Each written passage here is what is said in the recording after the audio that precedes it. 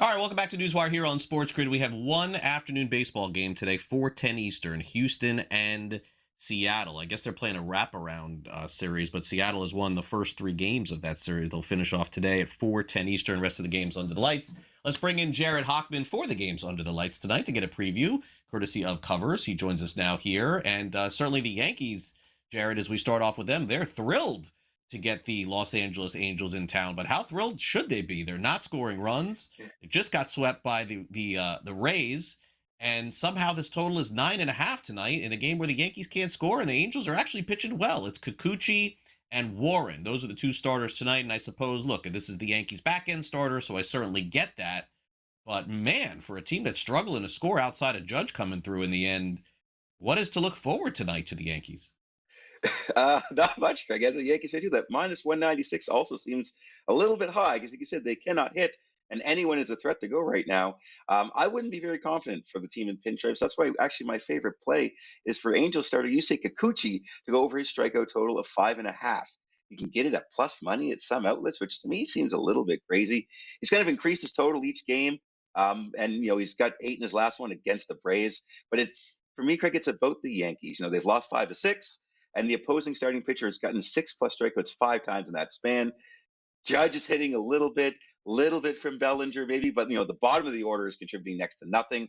The top half is only slightly better, and the reality is the Yankees have the 5th highest strikeout rate against left-handed pitchers tonight.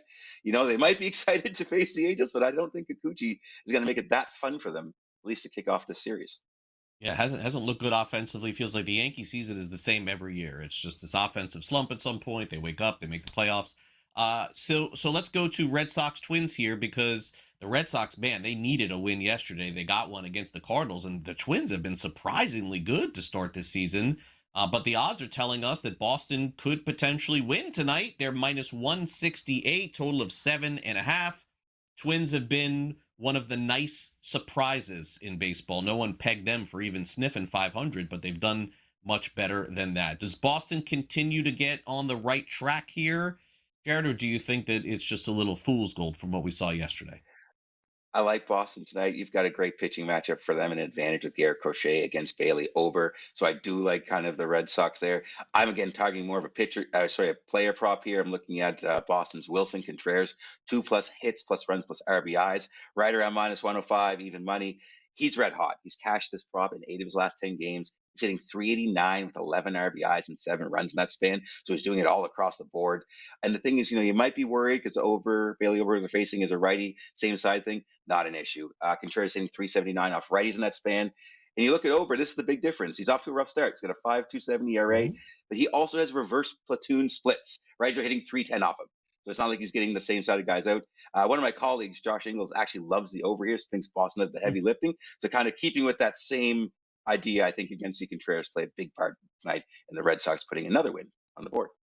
Speaking of rare, I don't think I've seen the Dodgers less than minus 200 in any game this season. Maybe this is the very first one, and they're taking on a Mets team that just can't score as well. I mean, this is really going around the league. No one can score. It's just the early part of the season. The Mets got swept by the A's. Tonight, they got to take on the Dodgers, where David Peterson will start for New York. Justin Robleski will start for LA. Total of 8.5.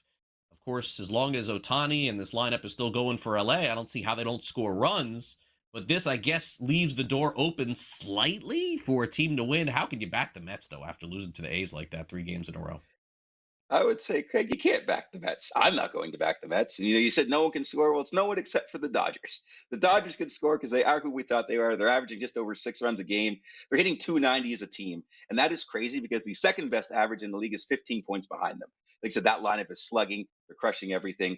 I would be backing the Dodgers on the run line here, actually. But my favorite play is the Dodgers team total over 4.5 at minus 125. I think this is a little low considering they're facing David Peterson. And Peterson had a decent start in his opening day, struggled the last 2. He's given up 11 runs on 15 hits, just 9 in the third inning. You talk about the LA lineup, from Ohtani and, Freddie Freeman and Will Smith is back, and they've got Kyle Tucker and all these things. They just keep slugging everyone.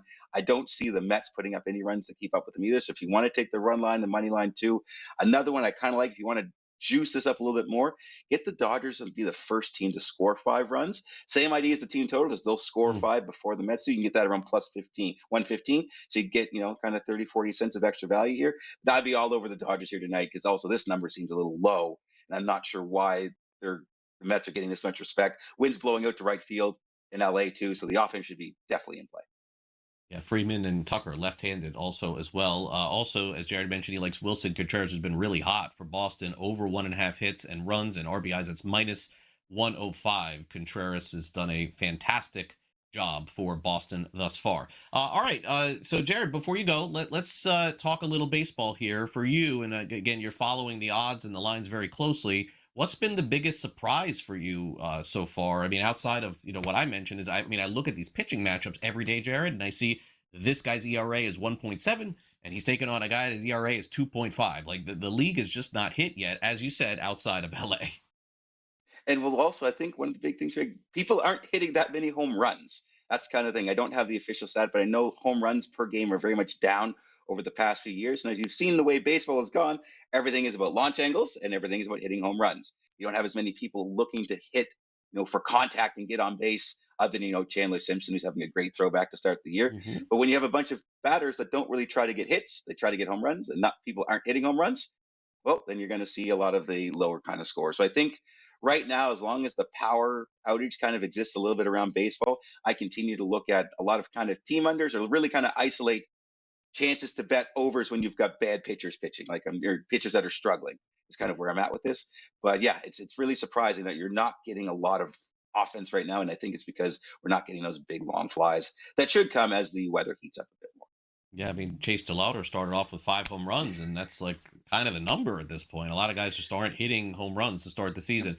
Jared, in terms of disappointments, I mean, we can go in a number of different directions. I'll share mine, and then, certainly I'd love yours. But for me, and again, I guess it's disappointment because I think it can continue. My disappointment would be Houston. I'm very concerned with the Astros already losing Hunter Brown and losing Imai, and then with an older sort of offensive lineup, Correa, Altuve. I think maybe the ship has finally sailed on the Astros after 10 years of really being incredible. How about you? Biggest disappointment? Yeah, I mean, the Astros are a great one there, but for me, it's actually, last time I was on here, I was really touting how much I love the potential for the Blue Jays to get a hot start.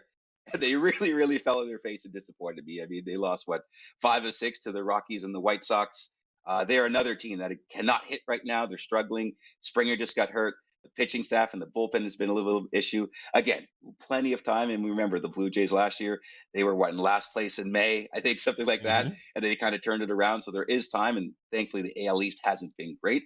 But I mean, I really expected them to come out of the gates hot with really, really good matchups and opportunities. And they just have not really done it on any facet of baseball right now. Yeah, definitely so. I mean, the thing is, Jared, is that it's highly unusual to see this amount of sweeps going into a weekend. But the other part of it, too, is the amount of losing streaks that we've seen to start the season. I mentioned Houston.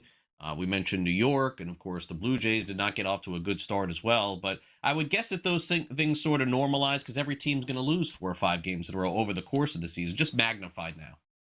Yeah, I mean that's kind of the nature of baseball, right?